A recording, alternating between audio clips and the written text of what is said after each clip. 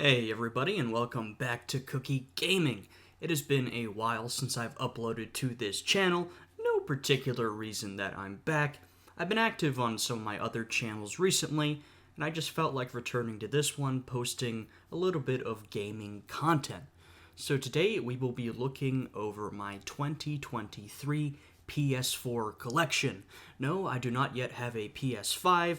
I believe they're still hard to get, and it is damn expensive, so I'm sticking with the PlayStation 4 for now. So, how this is going to work is, first I'm going to go over games I've played that I have in my collection, then a small number of games that are on my to-play list, games that I haven't played, but I have something to say about, and then at the end I'll show you guys the rest of my collection. I have a lot of games, mostly because of PS Plus, I'm sure the same of you. I've got a ton of games in my backlog. Many of them I honestly don't even know what they're about, and I don't have much to say about them. Some of the games I'm going to show you today I have physical copies of, many of them I only have digital copies of. So for the digital ones, I will show an image on screen so that we all know what exactly I'm talking about. So without any further ado, let's jump right into this video. Alright, so we're starting off with games I've played. And here we have a very strong one to begin, and one that I do have a physical copy of. Marvel's Spider-Man for the PS4. Now, I got this game when it was released a couple of years ago, I believe around 2018, or something like that. I very much enjoyed it, though I didn't finish it when I played it at the time. Earlier this year, when I had some free time on my hands, I returned to this game, and I enjoyed it so much that I played it all the way through, and I actually got the Platinum Trophy for it. You know, I've been a fan of Spider-Man for a long time. There have been many Spider-Man games throughout the years. Before this one, for me, and for a lot of people, Spider-Man 2 for the PS2 back in the day was really the height of the series. I loved that game when I was a kid, and I was waiting for a game that would really reach that height. Though there were some other fantastic Spider-Man games between then and now. And this game, I really think, is excellent. It's truly one of the best games in the Spider-Man series, honestly. I really enjoyed it. That's why I played it all the way through and got the Platinum Trophy. Fantastic gameplay, a great world, great controls. I mean, the swinging is fantastic, and that's really one of the key things for a Spider-Man game. Great story, good characters, it really had it all. And then next is Spider-Man Miles Morales, obviously related to this one I have right here. I very much enjoyed this one. I think I enjoyed the original Spider-Man better because, you know, it was kind of a novelty. We were being introduced to this world, portrayed in this particular way, and these controls. Spider-Man Miles Morales was pretty similar to Spider-Man PS4 in many ways. It sort of built upon that foundation. Not to mention it used exactly the same map. I'm kind of hoping in the next game we might get access to some other areas of New York, Brooklyn. That would be fantastic, because right now we've just seen Manhattan. Though, of course, Miles Morales had more of a focus on Harlem, which was cool. So yeah, I thought this game was fantastic too. I enjoyed the first one a little bit more, but both really fantastic games. Alright, moving away from Spider-Man, up next we have another really fantastic selection. I'm starting you guys off with some strong choices. Hollow Knight. So, I played Hollow Knight, I think during the pandemic. I had a lot of time, and that's when I first discovered Hollow Knight. I'd heard of it before, but I'd never had too much interest in it. But when I started playing it, I was hooked basically instantly.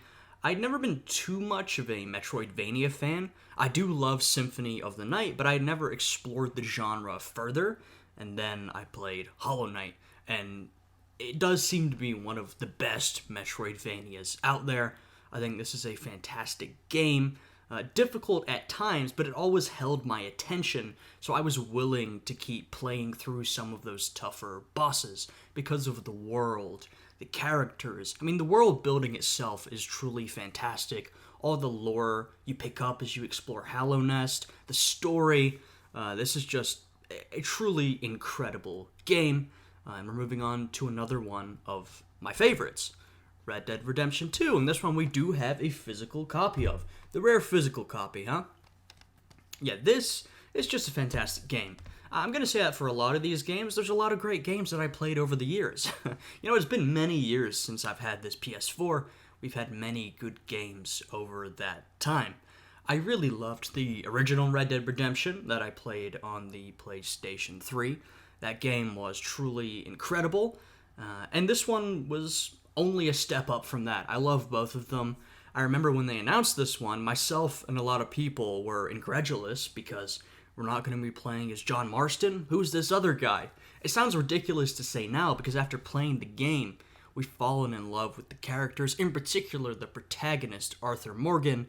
I'm a big fan of story-based games. I know that's not everybody's jam. I really like them. And so it's not a surprise that Red Dead 2 is truly one of my favorite games of all time. It's honestly in the top spot, maybe in competition with a couple of others. It's hard to say. All right. Next, we've got another physical copy. A very storied game, Skyrim, the Special Edition. Of course, this has been released many, many times, and I have it on a couple of consoles, frankly. I've given Todd Howard a lot of my money. Skyrim was one of my favorite games back in the day. When I was a kid, I loved this game. I still love it. Looking back, I think it had a lot more flaws than I acknowledged at the time. But I've just had so many good experiences with Skyrim.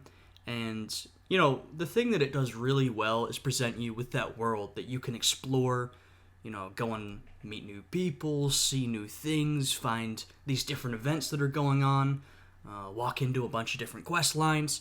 That is something that Skyrim does do really well, even though some other things it maybe isn't as fantastic at as I thought when I was like 14. But still a great game and one that I have many good memories with.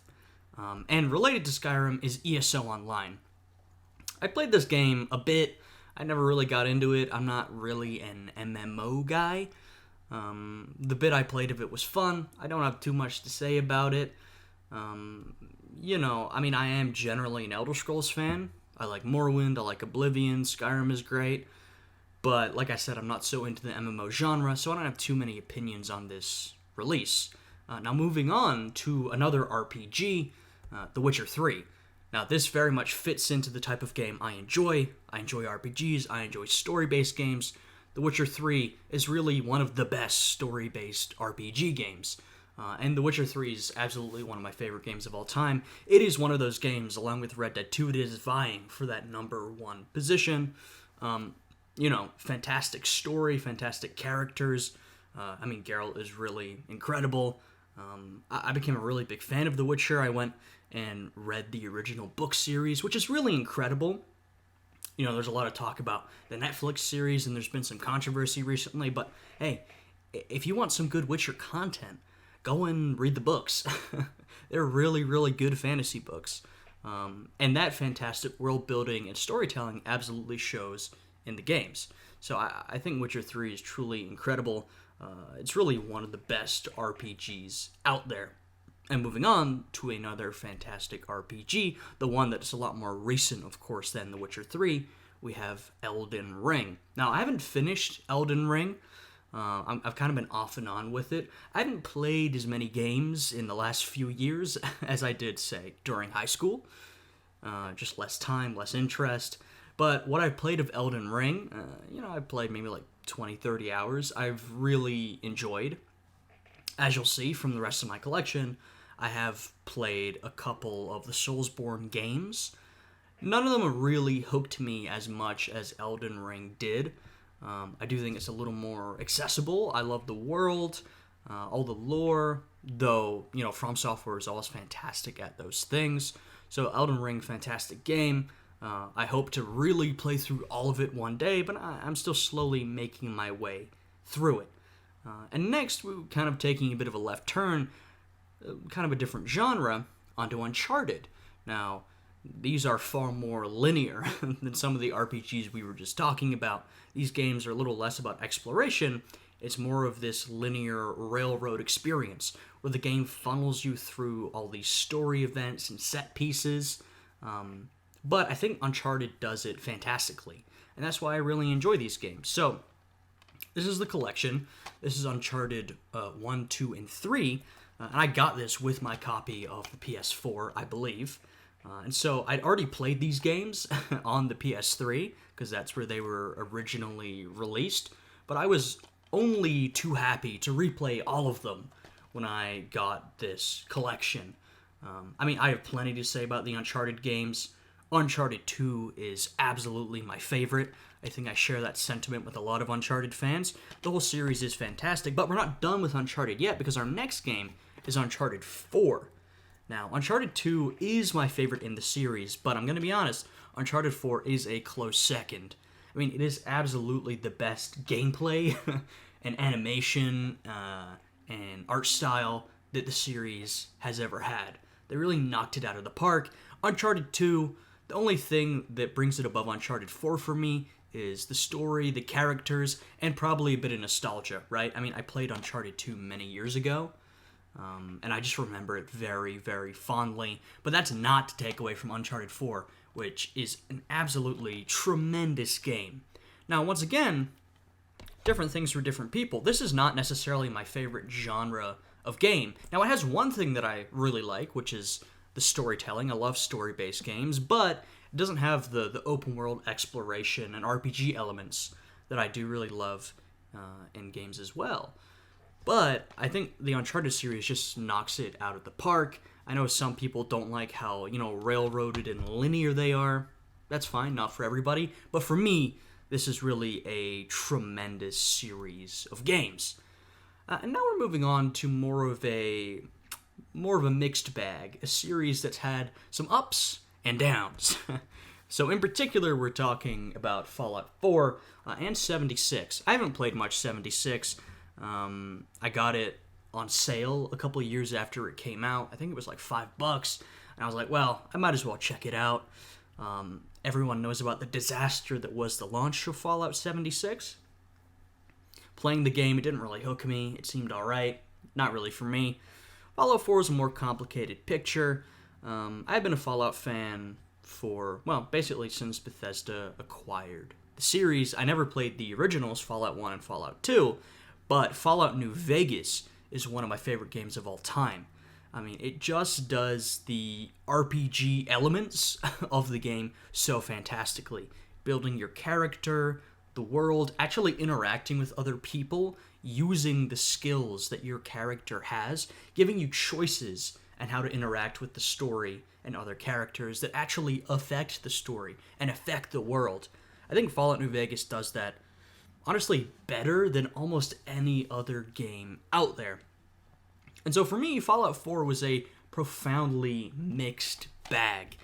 Now, of course, the combat and graphics and animations were far superior to New Vegas and Fallout 3, which were incredibly janky. They are not known for their fantastic combat. That is obvious. And I enjoyed Fallout 4. I definitely enjoyed my time with it. For me, it's a good game. I just turn on and I can play through without thinking too much, which is fun, but it also highlights one of the problems to me, which is that it really stripped away a lot of those RPG elements that made New Vegas so fantastic. And perhaps it shouldn't have been so surprising because, I think Fallout New Vegas was a step up from Fallout 3. New Vegas was Obsidian, 3 was Bethesda, and Fallout 4, Bethesda just went more into sort of their style. So I think Fallout 4 was a good game, but it reached nowhere near the heights of a game like New Vegas, at least for me. Next up, Disco Elysium. Once again, and you might notice this with a lot of the more recent games. Like I said, I've played a lot less video games in the last few years of my life than I did, say, back in high school. So I've only played a bit of this game, but it is absolutely a game that is right up my alley with storytelling and the lore, and it's all about, reading and exploring. I really enjoyed what I did play of it. I think it's a really unique game. I would definitely recommend you guys to check it out if you're unfamiliar with it. I definitely gotta finish it, and then I can give my full perspective, but I would absolutely recommend Disco Elysium. Alright, next up, Castlevania Requiem, which is the PS4 version of Symphony of the Night and Rondo of Blood. I haven't played Rondo of Blood, But Symphony of the Night, I think I mentioned this when I talked about Hollow Knight, even before I was into the Metroidvania genre, I really enjoyed Symphony of the Night. And it is truly one of the most iconic games in the genre. I mean, Metroidvania, half of that is Metroid, half of that is Castlevania, and I think Symphony of the Night is truly the most iconic Castlevania game. It's just an incredible game, great gameplay, great exploration, everything that makes a Metroidvania fantastic, Symphony of the Night really got right. And I honestly think it was the best Metroidvania for years and years until Hollow Knight was released. So that really shows you how much of an incredible game it truly was. So next up, we've got Persona 5 Royale. Now, I got Royale. I didn't play the original Persona 5. I wasn't that interested, but I had a friend who really enjoyed it, and so I got Persona 5 Royale when it came out. I haven't finished this game, but I've played like 40, 50 hours of this thing. It is incredibly long. It takes, quite the commitment of time that I don't necessarily have. But what I have played, I did really enjoy. I mean, it's a weeb game. So, you know what you're in for with an anime game. It's got all that kind of stuff, sort of the matchmaking, the relationship stuff. You're a high school student going through high school. But, I do think it's really fun. If you're not into that kind of thing, you're probably not going to enjoy it. But I do think it's a really fun game, and it's good at what it does, right? So another game that I would definitely like to finish one day. Up next, sort of a complicated game series, Far Cry. Far Cry 3 was the first one I played, I think like many of you, and I thought it was fantastic. I was amazed by it when it first came out. As the series continued, it's become far more of a mixed bag because it's become so formulaic. So Far Cry 3 was a big step up from Far Cry 2. And really, it was a fun game, right? Fun gameplay, fun world. I think the story and the characters, particularly Voss, is what really made it special. We stepped into Far Cry 4. I think Far Cry 4 still had a lot of good things going for it. I mean, it was still incredibly fun. It still had a lot of interesting characters, Pagan Min in particular.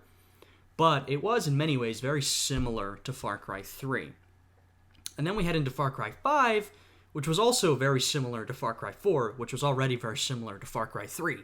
And so the game sort of stopped evolving over time. So I played all of Far Cry 4 when it came out, and I really enjoyed it. I really enjoyed Far Cry 3, I really enjoyed Far Cry 4. I was kind of like, okay, we've kind of been doing the same thing. Hopefully Far Cry 5, they'll mix it up a little bit.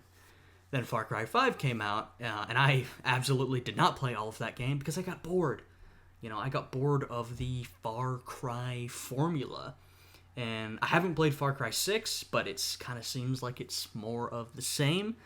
They've sort of run into the problem that Assassin's Creed did back in the day, which is that they're just making the same game over and over again, unsurprisingly, kind of. So, I don't know, they're going to have to figure that out at some point, or the series is going to die out, or they just keep making the same game over and over again, and it keeps getting sales. I don't know.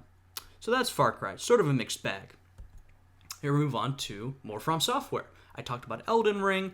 Here we've got actually Dark Souls 3 and Dark Souls Remastered. Dark Souls 3 I got around when it came out. I've played a bit. I enjoyed it.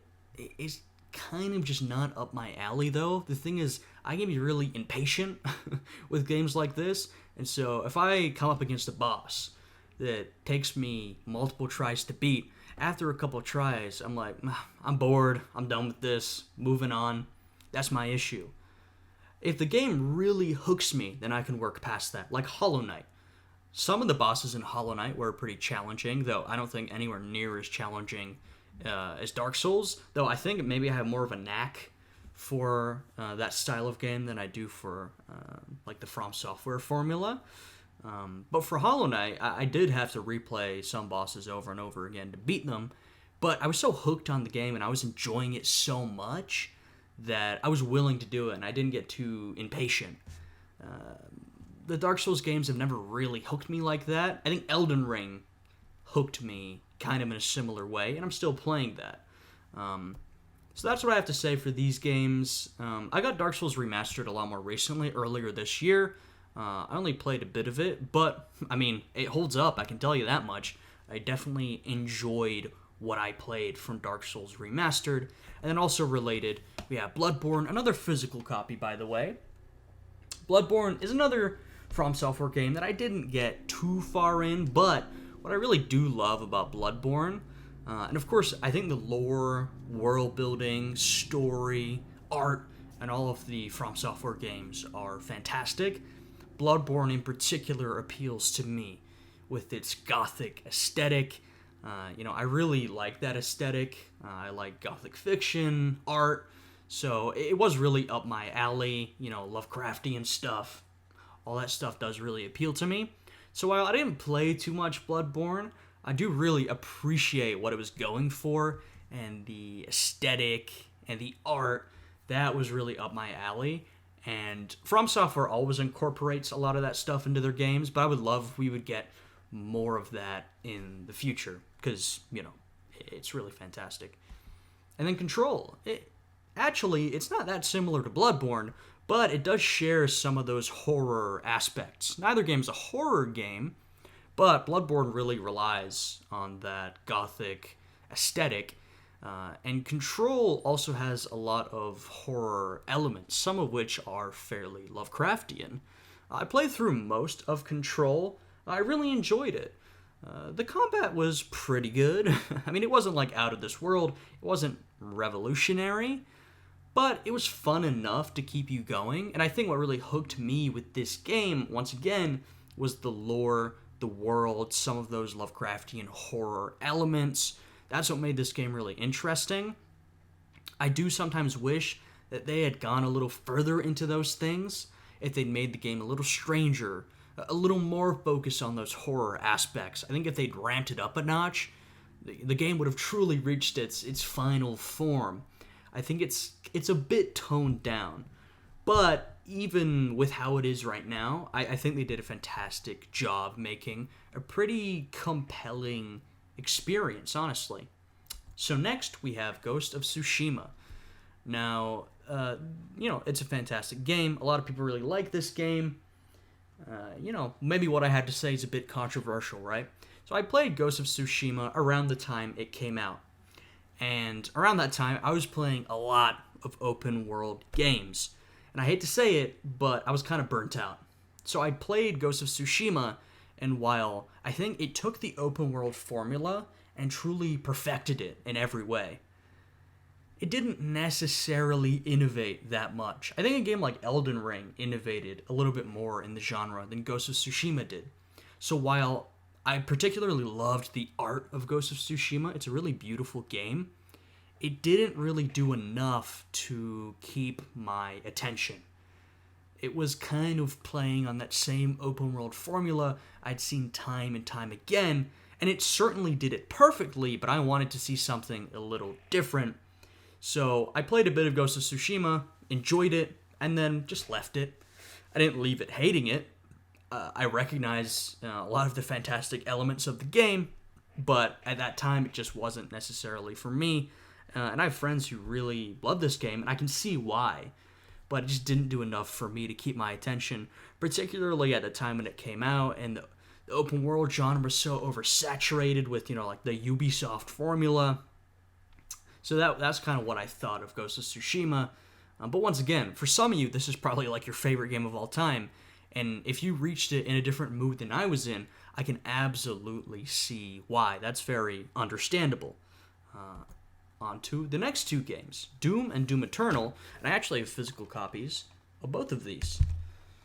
I think these are two games that I also have kind of controversial things to say, though I don't think it's necessarily controversial. It's just a recognition that some things are not necessarily for me. Now, I say that, I'm actually not going to be super negative. I really enjoyed Doom in particular. I thought it was a fantastic game. But I don't think the style of game is necessarily for me. It's super gameplay focused, right? And as I've talked about before, I think I need a little more to hook me than that. I'm not like a gameplay gremlin. I know that's what some of you are. When you play a game, you just want to get down there and game 24/7. It's not necessarily my MO. So while I did enjoy both of these games, and in particular Doom, I played quite a lot of Doom, quite a few hours. I think overall this style of game is not necessarily for me, but these games are so masterfully constructed that if this type of shooter, like a movement shooter, is what you enjoy, then these are going to be your favorite games. You know what I mean? And I absolutely recognize that, and I think Doom Eternal was fantastic too. So, once again, no hate on these games. I'm not saying they're bad or anything, just not necessarily as relevant to me as I think to a lot of other people. Now, on to the next games. These are games I only have positive things to say about. Well, that's not true. I have some negative things to say about the latter games, but you have the Batman Arkham Collection. Now, I played Arkham Asylum and Arkham City on the PS3, right? And Arkham City is absolutely one of my favorite games of all time. I'm a big Batman fan. I love Batman. The Batman movie, the recent one, incredible. Arkham City was just such a good portrayal of Batman and his villains and his world. It was so fun to play. It was just incredible. Then Arkham Origins came out after that. I enjoyed Arkham Origins. I kind of see it as sort of an offshoot of the main trilogy, and Arkham Collection basically confirms this. You know, we've got Arkham Asylum, Arkham City, and Arkham Knight. So Origins is a bit of an offshoot, and then Arkham Knight just did not hook me like the other two. I think, once again, it's because they didn't innovate on the formula the way the other two did. It felt like Arkham Asylum was incredible and like this new thing. And then Arkham City was a massive step up from Arkham Asylum. And then Arkham Knight didn't feel like that big of a step up from Arkham City, at least not to me. And then there was all the stuff with the Batmobile, or the Bat Tank, as it was derogatorily called, that you had to use so much in the game. I don't know, it disappointed me. I thought Arkham Knight was certainly a good game. It just disappointed me compared to Arkham City, which was truly a masterpiece for me. But still, overall, an incredible series. Nothing to be ashamed of. You know, I think it went out, not with a bang, but with a whimper. But looking at the series as a whole, truly, truly incredible. And now we have another one that's a little bit more mixed. Infamous Second Son. This was pretty popular when it came out.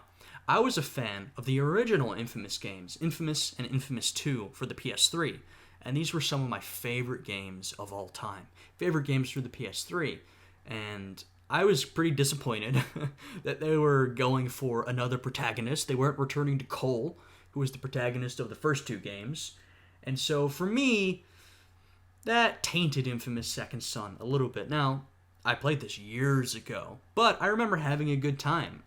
And I thought they did a pretty good job with the characters, and the powers were fun, and the world was pretty good. It didn't live up to Infamous 2 for me. That's still the peak of the series. For me, the series is Infamous, Infamous 2, and then Second Son brings it back down a little bit. Now, you know, the gameplay was definitely an upgrade, and it was designed better probably in every way than Infamous 1. What brings me back to Infamous 1 is purely nostalgia, but for me, Infamous 2 is still the best the series got. Though I do think they did a good job with this game, and I really love this style of superhero game. You know, a little more gritty, down to earth, maybe you're someone who has powers and doesn't want them, and there's the whole concept of, well, does the public like you, or do they fear you? I think all that stuff is really interesting. So, good game. But Infamous 2 is still my favorite. On to Dragon Age Inquisition. Now, I think Dragon Age Inquisition got a bit of a raw deal from me. I got Dragon Age Inquisition around the same time I got The Witcher 3. And I hate to say it, but at that point, The Witcher 3 completely took over my life. And there really was no more room for Dragon Age Inquisition. I played it a bit. I enjoyed it. I think it's a good game. But I was just so focused on The Witcher 3 that it did not get the attention I think it deserved. I love Dragon Age Origins. That's one of my favorite games, one of my favorite RPGs. It really does everything excellently. And I don't think Dragon Age Inquisition was as good as Origins, not nearly as good, but I think it was a good it was a good game, right? It was a good entry in the series, and I think I could probably give it another chance. Will I? Probably not. I've got a lot of other stuff to play, but certainly not a bad game, right? And next we have Outer Worlds. Oh man, this is an interesting one to talk about. We have a physical copy of this one, as you can see, made by Obsidian. Remember what I mentioned earlier, Fallout New Vegas, which was an entry in the Fallout series, but it was made by Obsidian.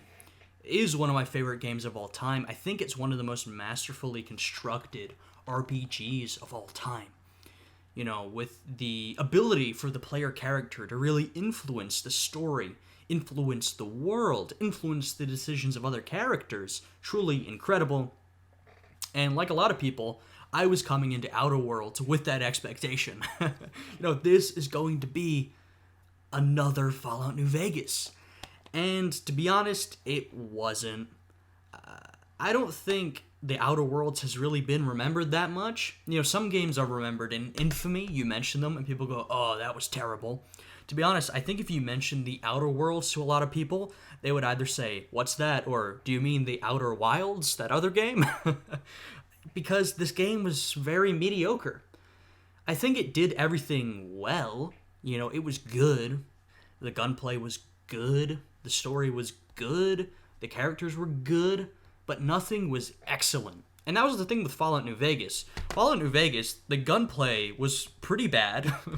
The game ran pretty bad, but the characters were amazing. The story was amazing. The RPG elements were amazing.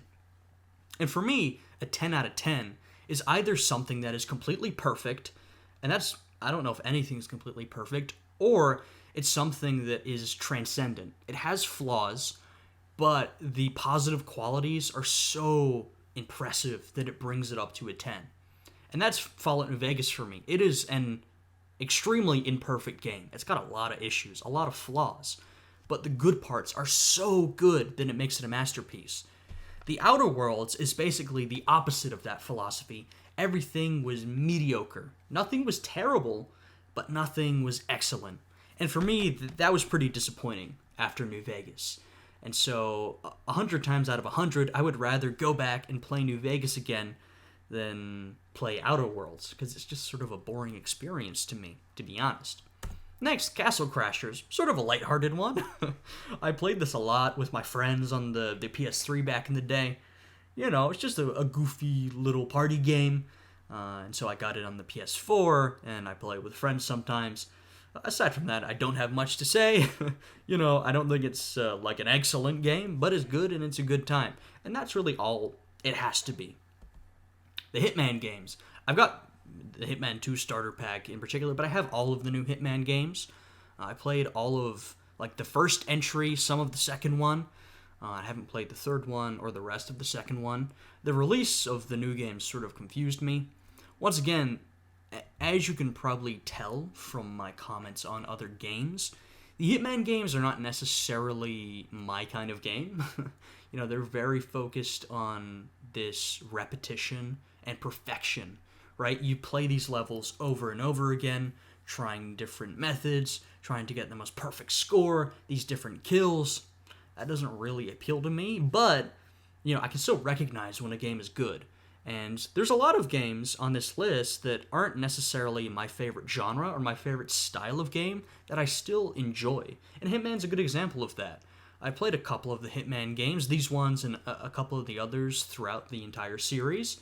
And while Hitman never appeals to me as much as it does to some people, this is another one where for some people, these are their absolute favorite games. That's not how it is for me.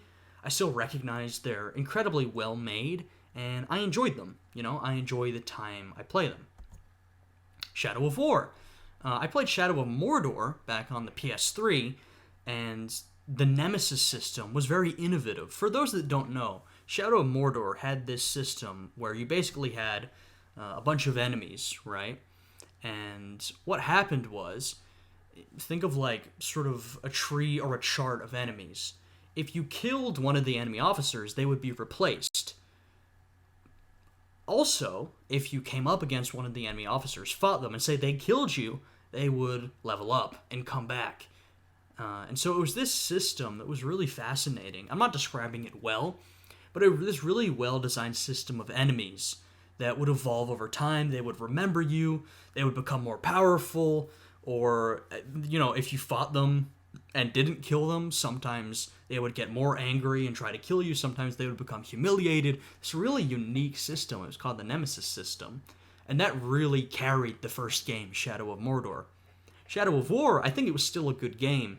The issue for me was that the novelty was gone by the time I got to Shadow of War, and so it got a little boring for me after a while. Even though I think it was still a good game, it did not have the novelty that the first one had. So I really enjoyed the first one. This one I thought was a little more average, to be honest.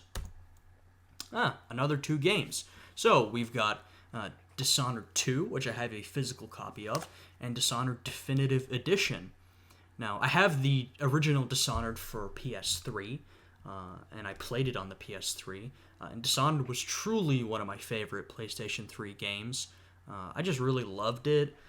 It was really fun to play. The gameplay was really fun. It was one of those games that... now, you might find this a little strange, because I just said I didn't like Hitman because of the repetition, and, you want to make each playthrough perfect. But I enjoyed that for Dishonored, and I think it's because the game had really hooked me. Like I mentioned earlier, if it really gets me, I'm willing to really put my attention into a game. And Dishonored got me. With the world, I really love the design of the world. Some of those gothic elements, those horror elements. It's not a horror game, but it can be very dark at times. And as you might be able to tell, I really enjoy that sort of thing. And so I really, really enjoyed the original Dishonored. Dishonored 2, I didn't enjoy it as much as the original, but it wasn't a disappointment. I still really enjoyed Dishonored 2. I prefer the first one, I gotta say, but I do think Dishonored 2 holds up, I think it was a good second entry in the series. There were a lot of new maps, new enemies, new powers. I think they definitely did a good job with that. It was not as innovative or special as the original Dishonored, but they still did a damn good job. So unlike some of these other series I'm talking about where I ended up disappointed, I wasn't disappointed with Dishonored 2. I really liked it. Moving on to this game, Vampyr. I don't know if it's supposed to be vampire or Vampyr. I think this was a PS Plus game, or either that or I got it for really cheap. It attracted me because I like, the gothic aesthetic. As I mentioned several times, vampires are very much that sort of aesthetic. The original Dracula by Bram Stoker. I love that book. Of course, it's one of the key entries in Gothic literature, so anything related to that kind of intrigues me. But this game was very mid. It was sort of mid to bad. Really, really mediocre. And not mediocre in the way that the Outer Worlds was, where everything was good, but boring. This game was a little bit more mediocre to bad. So I don't have much to say about it. I definitely wouldn't recommend it. It wasn't terrible, just a really sort of mediocre, boring game. Metro Redux. I never played these games when they were released, so this is Metro 2033 and Last Light. I played all of 2033. I really enjoyed it. I think it's a really unique take on sort of a post-apocalyptic world. It's really well designed. That's what intrigued me the most, but the gameplay is also really fun. There's a lot of survival elements. You have to be very careful with your ammunition, your resources. So I thought it was fantastic. I never got to Last Light, and I haven't played the most recent one, but I guaranteed that I would enjoy them, because I really enjoyed the first one. It also tells a sort of intriguing story about these sort of ethereal, otherworldly beings, the Dark Ones, that you immediately assume are some sort of threat, but that might not necessarily be the case. I think this game series is pretty fantastic. I would love to play through all of it one day, but 2033, which I played, was great. Next, another masterpiece, The Last of Us Remastered. Not the new remake they're working on or whatever it is, which frankly, I don't think this game needs a remake. The original came out in, 2013? And then we have this remastered edition from a couple years later, maybe more like 1 year later. Obviously, the graphics are a little dated, but I think the art style, the design still holds up. I really don't think it needed any sort of remake or whatever they're doing with it. But aside from that, let's just focus on The Last of Us itself. Now, I didn't play The Last of Us on the PS3. Of course, I heard all these incredible good things about it. Thing is, sometimes, when I hear a lot of good things, I will become maybe cynical or skeptical. I'm the type who will think, it can't be that good, right? And so I got it for the PS4, pretty early into when I had the PS4. And I played it, and, damn, it was that good. I heard all these fantastic reviews and all these great things about it, and it ended up being that fantastic. Obviously, it's right up my alley. I've talked about how I love story-based games.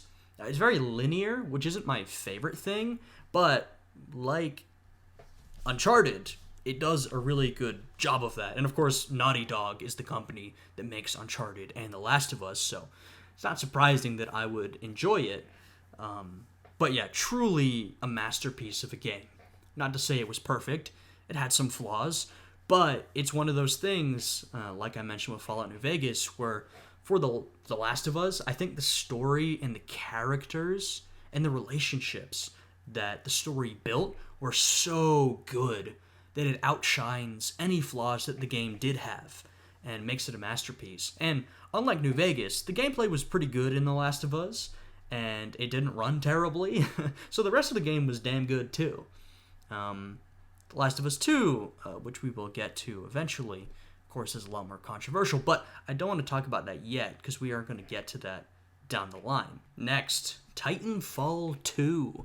I think Titanfall 2 is incredibly underrated, frankly. Titanfall 1 was underrated too. I'm trying to remember. I think they had like a bad release. They were released alongside other more popular games.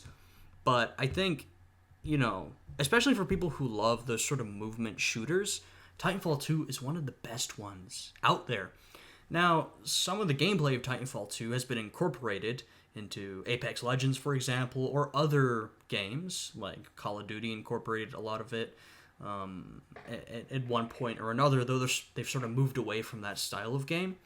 But Titanfall 2 really did it best. The multiplayer was really fun. Not to mention, it had a surprisingly good story mode. A good story, good characters, a lot better than you would expect from a game that was primarily focused on multiplayer and gameplay. But yeah, I think this game's incredibly underrated.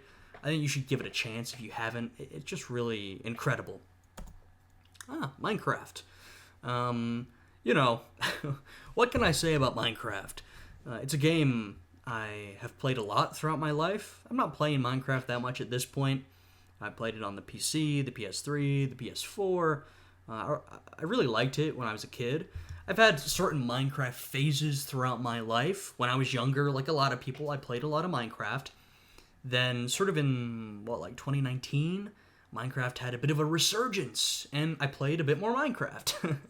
I don't play much of it these days, but, I've got a lot of good memories associated with Minecraft. Undeniably, it's one of the most popular and probably one of the best games of all time. Just a really simple concept, executed really well. I don't keep up with it nowadays. I know they have a ton of updates. I don't know what they're doing with it now, but the legacy of Minecraft, I really don't think that could ever be undermined. The memories that so many people have with this game, that's pretty remarkable. Next, Rise of the Tomb Raider. And we've got a special physical copy and a nice little sleeve. It's shiny. So the recent Tomb Raider games, it's sort of a reboot of the Tomb Raider series. When I was a kid, I played some of the Tomb Raider games, the older ones, not the really old ones. I'm talking like the late 2000s, early 2010s ones. And some of them were really good. Actually, primarily the 2000s ones, not 2010s. Some of those games were fun, and so I played Tomb Raider as a kid, like a lot of other people did. And then they had this reboot, and it was actually really good. Similar to God of War, which we'll talk about later. They did this reboot of this old game series, bringing it back, and they actually did a good job of it. it's been a while since they released one of these games, and it's not talked about as much anymore. I remember at the time it was far more of a big deal, but I think they did a good job. Good job bringing Lara Croft to the modern era. Engaging gameplay, fun exploration, puzzles, all that kind of stuff that you want from a Tomb Raider game in the modern day. Although at this point, the game's a couple years old. But it was fun, right? It wasn't the best game of all time, but it was definitely good. Deus Ex, Mankind Divided. I thought this game was good. I really enjoyed the one that came before, even though I know this one is sort of more true to the immersive sim roots of the series. This is another one where I think the Deus Ex games are pretty fantastic. I just never really got into them, even though for some people who love immersive sims and love this series, these are like their favorite games. That's not the case for me. I think they're pretty good. I just don't have too much to say on them because they didn't really hook me like they do a lot of other people, which is fine. Metal Gear Solid 5, The Phantom Pain. Once again, kind of Uncharted territory. Not an Uncharted pun, by the way. I haven't played a lot of the Metal Gear Solid games. I played a lot of Metal Gear Solid 5, Phantom Pain when it came out. I sort of had a bit of a hard time getting engaged with the story and everything because, Kojima likes to keep things complicated. I hadn't played any of the other games, but this game had enough to keep me going, right? It was accessible enough that I could get into it while being unfamiliar with the series. The gameplay was fun. The world was fun. It was overall a pretty good game, though, as we know, there was all that drama between Kojima and Konami, and so it was basically left unfinished, which I think you can kind of see particularly near the end of the game, but I think overall, a pretty solid entry in the Metal Gear Solid series. And of course, Kojima would move on to do different things, Death Stranding afterwards. I haven't played Death Stranding. I definitely don't think it would be for me. I know it's kind of a controversial game in the sense that some people liked it, and a lot of people who played it were very much not into it. But yeah, I think Phantom Pain is pretty good. Here's another throwback. Destroy All Humans 2. I played Destroy All Humans and Destroy All Humans 2 back in the day. I guess on the PS2, when I was a kid. If you don't know, they're just kind of these fun, goofy games where you play this alien who is just going around destroying humans. They're very humorous. A lot of the game is to do with the jokes. It's very stylized, and I think they did a good job sort of remastering that. They didn't change it too much from the original games, just made it look and play a little bit better. So I had a fun time playing this on the PS4, reminding me of playing it when I was a kid on the PS2. So yeah, I just think a fun time, and I definitely recommend any of you to check it out, or check out a video on YouTube of these games to get an idea of sort of what they're going for. A very big change in direction, though also about aliens, like Destroy All Humans, Alien Isolation. And we do have a physical copy of Alien Isolation. This is a game I got years ago, but I remember really enjoying it when it came out. It's a horror game, for those that don't know, which, matches the franchise, Alien. You sneak around this ship, try not to get murdered by the xenomorph. I had a good time with it. I think it's a good game. Some of these I don't have too much to say because we're getting to some games that I have not played in years, like Metal Gear Solid or Alien Isolation, but I do remember enjoying it when it was released. Black Ops 3, another game that, I haven't played in years at this point. This video is really reminding me how many of those games I have not picked up in a long time. But I just remember enjoying this one a lot when it came out. The multiplayer was a lot of fun. Black Ops 3 Zombies. It was a good time. Just sort of a typical COD release. That's all I have to say about that. Ratchet and Clank. I have a bit more to say about this one. I played a lot of the Ratchet and Clank games back on the PS2, for example. I grew up with a lot of these games. They're just a lot of fun. They're sort of goofy, fairly child-oriented. They're made for kids, but a fun time with some pretty good gameplay, fun story, cool characters. And this was sort of a reinterpretation for the PS4. They were doing a bit of a remake, I guess you could call it, really just bringing it to a more modern age. And I think they did a really good job. I think this was a really good interpretation of the series for the PS4. I really enjoyed it when it came out. I haven't followed the series since then. I'm not sure if they've made other ones. I think they have. But this game was really fantastic, so I definitely enjoyed it. Up next, Wolfenstein the New Order. This is one that I haven't played in years as well. A really fun game, you run around dual-wielding machine guns, gunning down Nazis. What's more fun than that? Pretty simple. If you enjoy that sort of gameplay, you'll enjoy this game. It does have an interesting story and characters and world, but Wolfenstein is really more about the gameplay. Of course, this is another one, like Doom, and I didn't mention this with Doom, but these were games that were originally popular decades ago.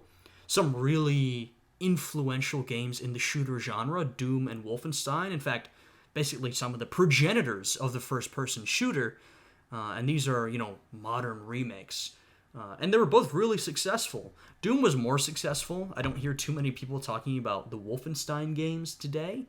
Whereas, I still hear a lot of chatter about Doom and Doom Eternal.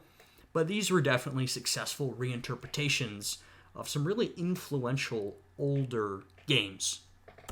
Next up, Borderlands 3. And in fact, we have the entire Borderlands series, so I'm going to talk about them all. Particularly, we're going to talk about Borderlands 3, which I have a copy of, and Borderlands 1, 2, and pre-sequel.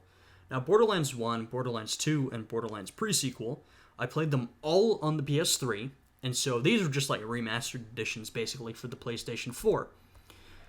I really enjoy the Borderlands series. Borderlands 1 was great. Borderlands 2 took it to another level. The gameplay was more fun. The loot was more fun. The story was cool. I think at this point, I go back and play Borderlands 2, and some of the jokes are definitely, kind of cringe from modern perspectives. Some of it hasn't aged super well. I don't mean in, an offensive way. I just mean that I listen to it, and I'm like, that might not be that funny. But I still laugh along because I remember playing it as a teenager and having a good time. I think Borderlands 2 was a great game. And so next was pre-sequel, which was mid, right? I think we can all agree on that. And then Borderlands 3 was released. Borderlands 3 was a very controversial entry in the series. I think I have a more positive perspective on it than most of the fans do. Though I think the game came out, and it was received extremely negatively. I think over time, opinion has sort of settled at a more positive level. It was received so negatively because the story was so bad. And that is absolutely true. Borderlands 2's story was really good. And while I do think some of the jokes are kind of cringe looking back, I think it was largely a pretty funny, engaging game and story. Borderlands 3 took the cringe up to a whole nother level. The story was basically shit. The jokes were not really funny. A lot of people were upset for the treatment of characters we'd loved in Borderlands 2, how they were introduced in Borderlands 3. I agree with all of that. But what I do have to say about this game is that the gameplay is fantastic. The gameplay, the loot, the gunplay, the powers, that's all a step up from Borderlands 2. And for me, playing a Borderlands game for the first time around, I'm focused on the story, the characters, the jokes. Borderlands 3 sucked in those aspects. But when I'm replaying them over and over again, because these are games that I replay over and over and over, I start to tune those things out. I'm not focusing on the story or the characters as much. I'm just focusing on the gameplay. I have a podcast or a YouTube video on in the background, and I just play through the game. And so on repeated playthroughs, I think this game's actually pretty good. I've really enjoyed my time with this game. The gameplay's fun. The levels are pretty fun. There's some incredible loot. That's probably what this game did best. There's great guns, great loot, great shields, weapons. Good gunplay. I think overall it is a good game. In fact, I don't want to say a really good game, but I had a really good time with it. But I understand why it was received so badly. We've already talked about these games basically. And then Tiny Tina's Wonderlands. The most recent entry in the series is kind of a knockoff. For those that are unfamiliar, Tiny Tina is a character in Borderlands, and this is basically you journeying through her D&D campaign. Now, I was definitely skeptical when they announced this, and even seeing the trailers and some of the gameplay, I was quite skeptical, because Borderlands 3 was it was disappointing, particularly in the beginning, and so I think a lot of us were like, I don't know if they're really going to nail this one. But I gotta tell you, I was pleasantly surprised. Now, Tiny Tina's Wonderlands, I did not come back and replay this countless times like I've done with all the other Borderlands games.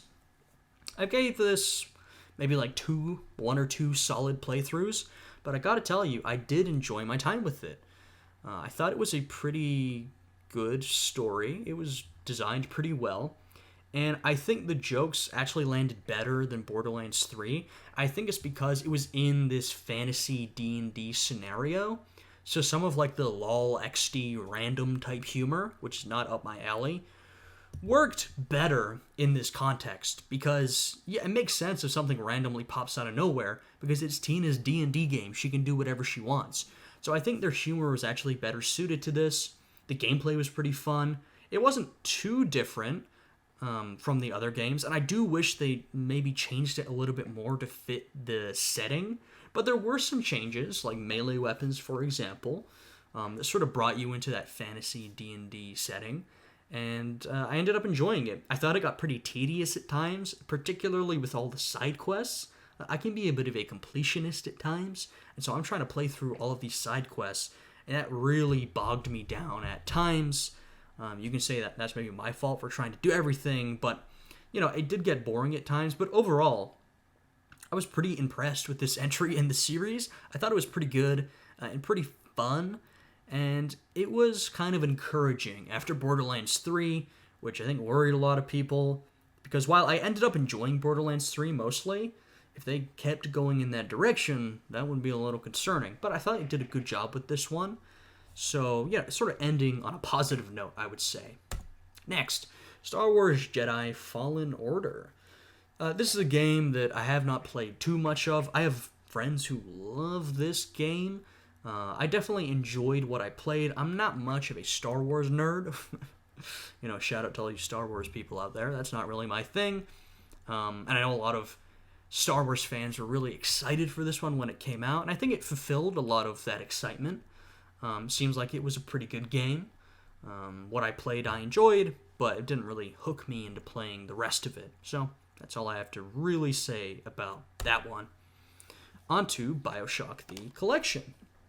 Now this was another series that I did not play the original games, but I got this collection for the PS4.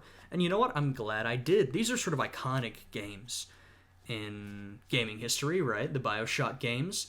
And I played all of them for the PS4, and you know what? I really freaking enjoyed them. I think Bioshock 1 and Bioshock 2 are probably better than Bioshock Infinite. I really love the concepts they went for, the story, the characters, the world, really fascinating. Bioshock Infinite was definitely fun as well. I think these games were pretty damn influential on sort of the landscape of gaming. They inspired a lot of other series, a lot of other games, and I understand that. They're fun to play, and there's a lot of interesting stuff in the Bioshock series, for sure. Next up, GTA V. You know, surprisingly, I was never really that into GTA. I didn't play GTA 4 or the ones before that. And I only played GTA 5 when it came to PS4. You know, I enjoyed it. It's a fun game. It's a great game. But what I'm saying is, a lot of you have all these childhood experiences of playing GTA with your friends. And, you know, I don't really have that. So I don't have the nostalgic connection to GTA that a lot of other people do. But I enjoyed my time with GTA 5. And I am Excited, if a little nervous, for GTA 6. It's been a while. I'm not sure how it's going to be. I could certainly see it being a total masterpiece. I could also see it being disappointing. So we'll just have to wait and see. Another open world GTA-like game, Just Cause 3. Now, I played Just Cause 2 on my PS3, and it was probably one of my favorite games of the generation. I don't think it was one of the best games of the generation, one of the best designed, but I just had a great time with Just Cause 2. I was probably playing Just Cause 2 when everyone else was playing GTA 5. I loved, wingsuiting around and grappling onto everything and blowing stuff up right up my alley. And so, when we got to the PS4, I picked up this one, and I thought it was a good time. Once again, it's not like a masterpiece of a game, but it is sort of a simple, fun time. I gotta say, I enjoyed Just Cause 2 more. That might be nostalgia. I don't know. I'll always look back very fondly in Just Cause 2. I think playing Just Cause 3, it might have been that some of the novelty had worn off. A lot of the stuff that was really special about Just Cause 2, by the time you got to Just Cause 3, you'd done it all before. And so I think this was a fun game, but it wasn't super special to me. And I know they made Just Cause 4, and I don't know if they made one after that, but it seems like they fell into the trap of repeating the same game over and over again. And this was sort of the first step in that process. But, still a simple, fun time. Mad Max. A game, once again, I played years ago. I haven't played since.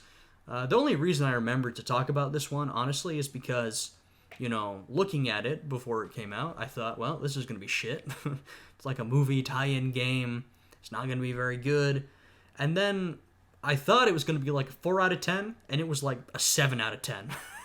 Which was enough for me to be impressed, right? I mean, when you're expecting something that's bad, and you get something that's pretty good, that's pretty impressive. And that's basically how I felt about Mad Max. It was an average to good open world driving game.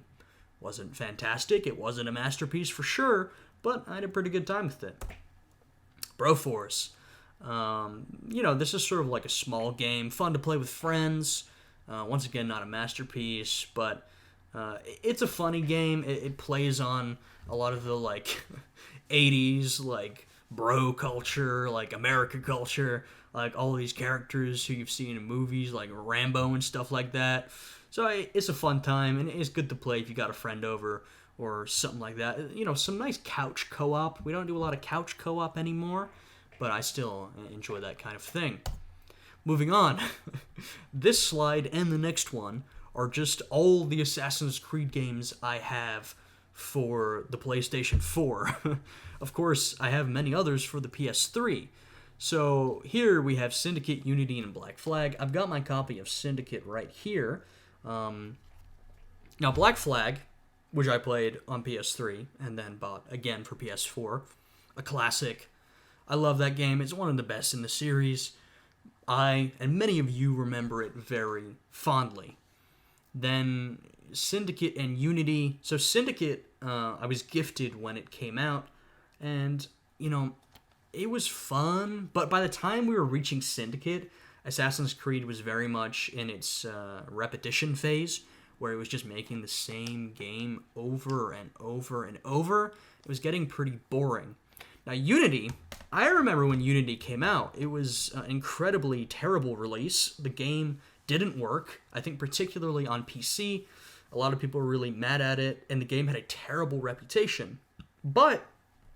And I bought Unity recently because over the past 2-3 years, there's been a resurgence in popularity of Unity. I see a lot of clips from Unity. I see a lot of videos, particularly video essays on Unity, talking about how, yes, the initial launch was pretty terrible, but this game is actually pretty good. It's got good parkour, it's designed pretty well, and people seem to have really warmed up to it over time, which I never expected. So, I have Unity. I actually haven't played it yet. I know this section is the games that I have played, but I just thought I'd include all the Assassin's Creed games in one place to simplify things. But I would like to hop on to Unity, and, make up my own mind. I'm sure the initial reaction to the launch, it's not that bad, because I remember that people were really pissed. But I'm curious to see if it really is as good as people are saying now.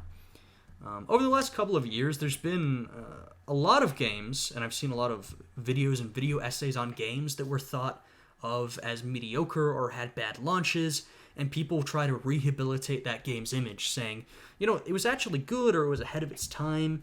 And, it's nice to keep a healthy dose of skepticism. Don't just believe some random video essayist who says, this game, which we thought was shit, is actually really good. Make up your own mind. And so I was intrigued by these videos on Unity, but I've still yet to play it and decide, where does it rank amongst the Assassin's Creed games? It does seem like it is probably better than we all initially thought. 2 more Assassin's Creed games. Now, the last 3, these were sort of in the classic Assassin's Creed series.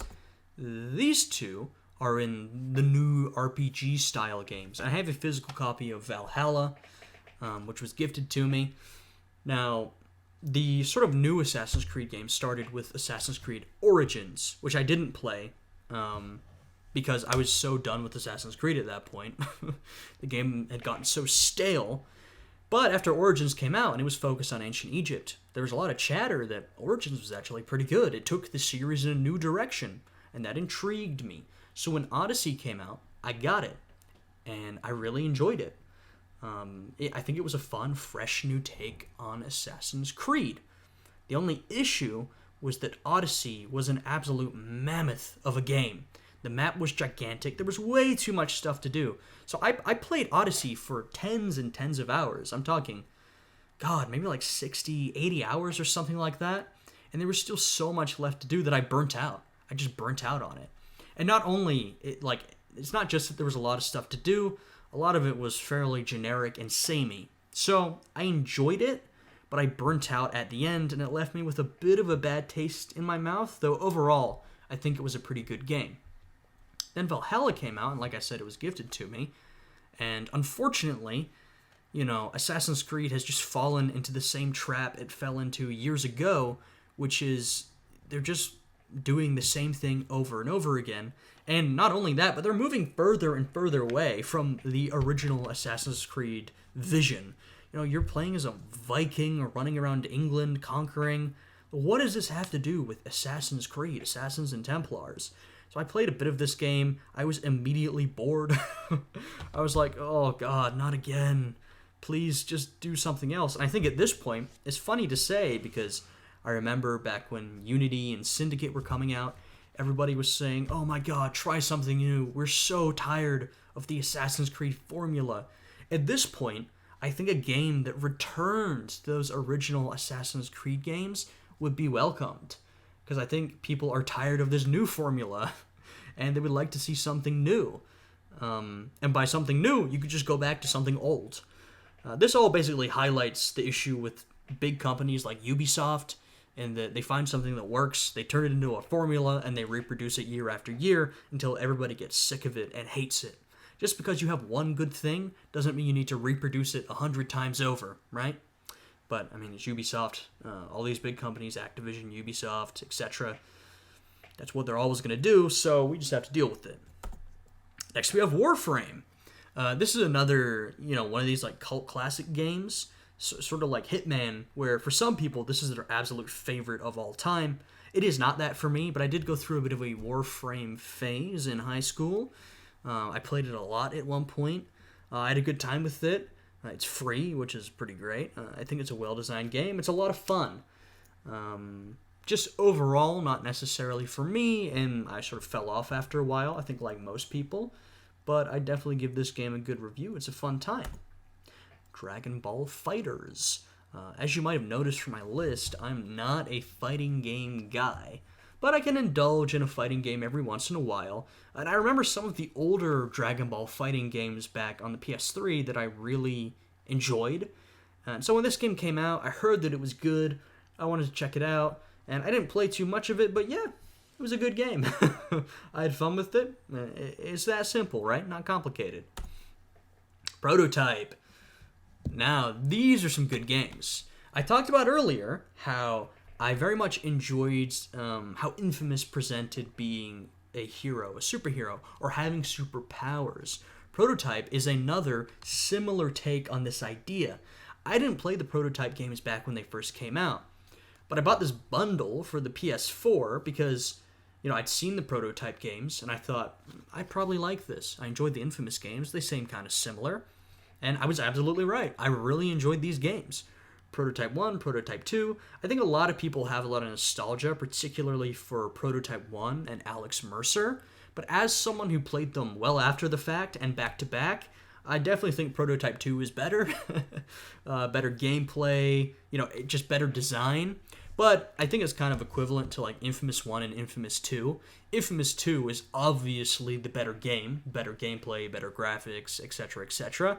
But Infamous 1 does have a special place in my heart. I think Prototype and Prototype 2 is sort of that same idea. But yeah, I loved the concept that these two games were going for, and I think they did an incredible job. So, good things to say about Prototype. SpongeBob SquarePants, Battle for Bikini Bottom, Rehydrated. I haven't played too much of this game, but I played the original Battle for Bikini Bottom back in the day. I think it was on the PS2, if I'm not mistaken. I just loved playing it as a kid. I mean, I like SpongeBob. It was such a fun game. And so when I saw they had this remastered edition, I was excited. I'm not, I talked about Last of Us earlier, how they're doing this, like, remake of The Last of Us 1. And I'm very negative on that. I'm not saying you can never do a remake or a remastered edition or whatever. Sometimes remakes are great. If you have an old game that's hard to play, inaccessible, it would be great to make a remaster. Like, I think Fallout New Vegas, I would love a remaster of that game because the game is so janky. It barely runs sometimes. That game with some better gameplay and actually running well, as long as you kept all the good parts, that would be a fantastic remake. Last of Us doesn't need a remake. You can play it on modern consoles. You have the remastered edition for PS4, and you can play that on PS5. It still looks good. It still plays well. You don't need a remake. I think Battle for Bikini Bottom, that was a good remake. I didn't play too much of this new version, but what I played seemed pretty good. It seemed fun. I think they did a good job. Some of you who were bigger fans of the original and this one can tell me. But I think this was sort of an appropriate remake to do. Alright, so up next we have my to-play list. So I'm going to show you guys a couple of games that I haven't played, but I feel like I have something to say about them or some particular interest in playing them. The last section of this video will be all of the games I have that I haven't talked about because I don't have anything to say, and I'll literally show you guys a bunch of text on screen of these games that I own. I own a lot of them because of PS Plus, that I don't have anything to talk about. But next up is the two playlist games that I do have something to say about. So the God of War games. God of War Ragnarok. I have Ragnarok right here. I got it for Christmas. Obviously, I intend to play both of them. They just seem like really fantastic games. Everyone raves about the story and the characters, and it seems like they managed to develop Kratos very well. This is another example of sort of a modern-day remake, similar to, say, the Tomb Raider games, that seems to have really gone over well. Like I said, I think you can do remakes really well. It just depends on what you choose to remake, why you choose to remake it, and if you do a good job. It seems like they did a good job with these ones, so I'm excited to get into them. Next, Persona 5 Strikers. I think this was on PS Plus, or I either got it for really cheap, because I haven't even finished Persona 5 Royal yet, but it's kind of like a knockoff game, but people seem to have really enjoyed it. They rate it very well, and so I'm probably not going to play this one before I actually finish the main game, but after that, I'd absolutely enjoy playing this one. I think it looks really good, looks fun.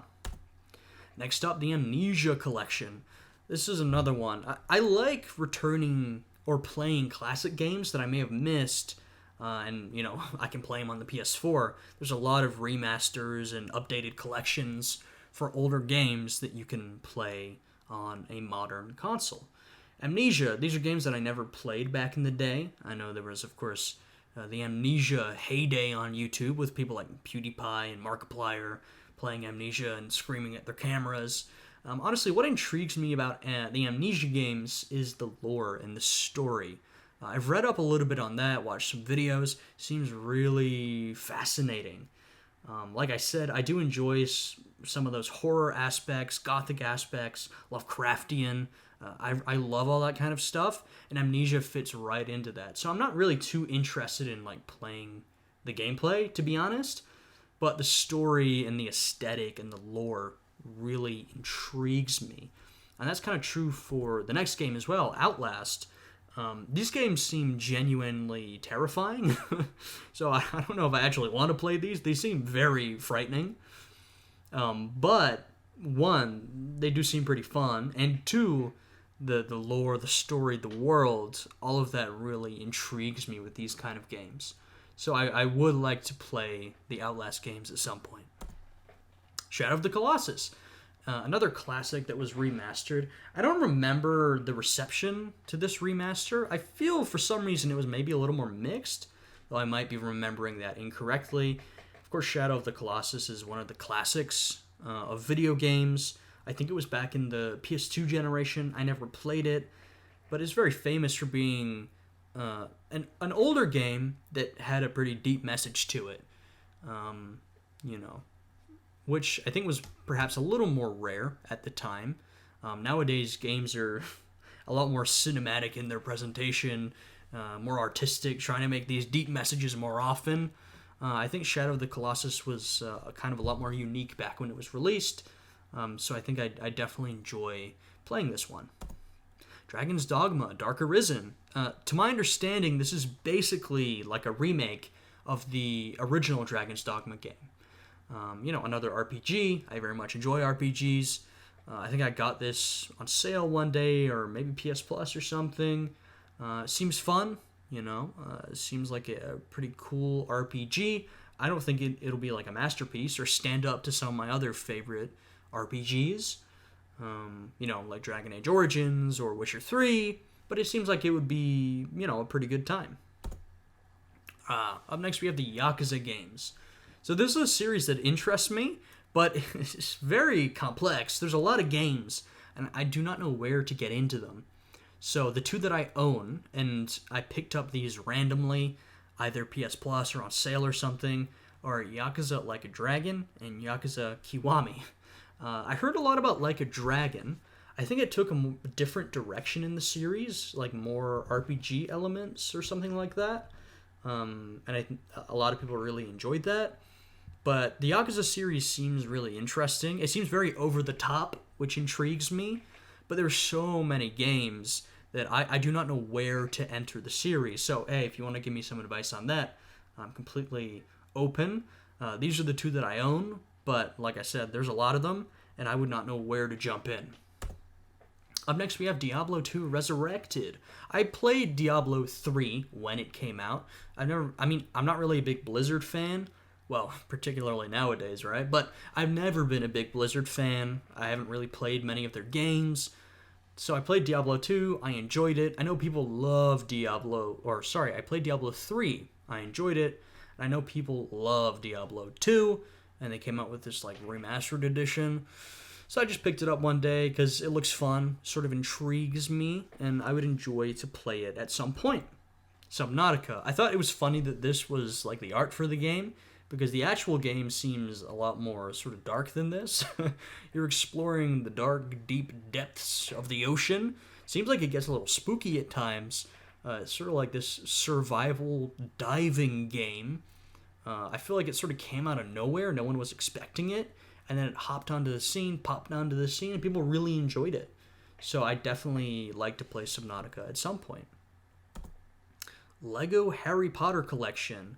I have played these games back in the day. I guess I put it in this section because I haven't played these like PS4 editions. But I grew up playing the Lego games, Lego Star Wars, Lego Harry Potter. I very much enjoyed playing these back in the day. And, it's just kind of fun to have these updated editions. So I believe this is the last of our to-play list. And I told you we'd get back to The Last of Us 2. It took us, I think, about an hour from when I said that. But, of course, this was an incredibly controversial game.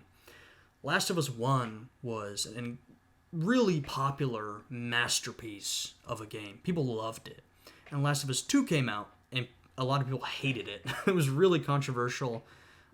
They killed off Joel. That's not really a spoiler. It happens at the beginning of the game. Of course, I know a bit about it. It was impossible to avoid hearing about this game, right? And it seems like a lot of the criticism is warranted. I would still like to play this game one day and make up my own mind. Like I said, I don't just like to hear things and believe them. I want to try and verify. So at some point, I would like to play this game. At the very least, the art of the game looks good and the gameplay looks fun.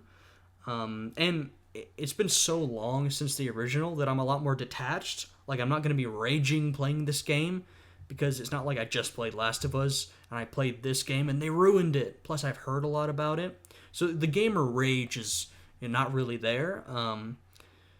So I'd be curious to play this and see what the experience is actually like. But like I said, a lot of the criticism does seem justified. Though I think like the outrage was perhaps a little overblown. Like, it was crazy, the outrage and the death threats that were flying around. That stuff's sort of out of control. But yeah, I'd be curious to play this one. I'm not expecting anything because of how many people hated it. But yeah. And so moving on to the last section, it's called The Rest, because like I said, it's just a list of games that I own. I have nothing to say about. You guys can pause here and check them out if you see your favorite game or something. We've got a couple of interesting ones here, stuff like XCOM, DMC4. These are games that I've just never played. I don't have that much interest in, even though I know for some people, these are like their favorite games. Street Fighter V is in there. I'm not much of a fighting game guy. Mortal Kombat. There's a lot of good games in here. Just I don't have much to say about them, to be honest with you. And then here's another page. Once again, you can pause on this if you want to see all of these games. We have Resident Evil on here. I know the remakes of the Resident Evil games have been incredibly popular, and so I do have some interest in playing them. Battlefield 1, DC Universe Online. I played this game back on PS3 and PC, and I enjoyed it, but I'm not going to play it at this point. It's like super old and outdated. Heavy Rain, Detroit Become Human. I've never really... I know I said I like story games, but I need like some gameplay to keep me going. I've never really been into that style of game. COD, Modern Warfare 1 and 2. I played the originals. They were fantastic. I don't have too much to say about the remakes. I haven't really played much COD in the modern era. I know we have some excellent games here, like Slay the Spire. People love that. Ni no Kuni, the Mass Effect games, Sleeping Dogs. There are a couple of games here. Dying Light, Injustice 2, Hotline Miami. Honestly, there's a lot of good games in this one in particular that I would like to play one day. I've got a lot of games to play. I got less time than I once had. I'm going to be honest, I probably won't get to a lot of these, but I know a lot of these games are fantastic. It's just, like I said, I don't have too much to say about a lot of them. And so that is the end of our little presentation, my collection. I hope you guys enjoyed.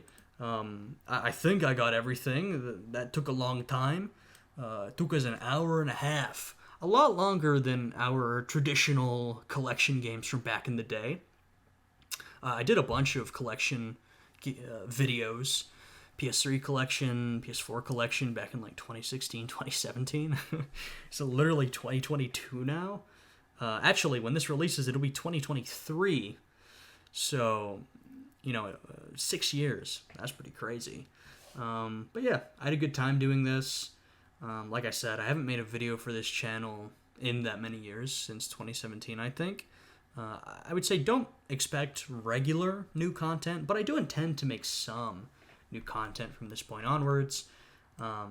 If you guys want to see a playthrough or videos on any of these games in particular, I'm totally willing to do that. I'm willing to replay games that I've already played. Some of them. Some of them, no. Like, I'm not going to replay Spider-Man. I played that, like, a couple of months ago. But some of these games, like Red Dead 2, I'm always willing to do a replay of that, or the Uncharted games. So yeah, let me know if you're interested. Like I said, I've been active on my other channels lately, Ethan Cook and History Student Reacts. For the past year, I've been making a lot of videos on those channels, and that sort of inspired me to come back to this one, do a little bit of gaming content. So yeah, I hope you guys enjoyed this. Please subscribe, leave a like, do all that stuff. If you're interested to see what I'm up to next, let me know whatever you want to see, right? Any suggestions? I hope you guys are having a good day today, and I will see you again next time. Goodbye.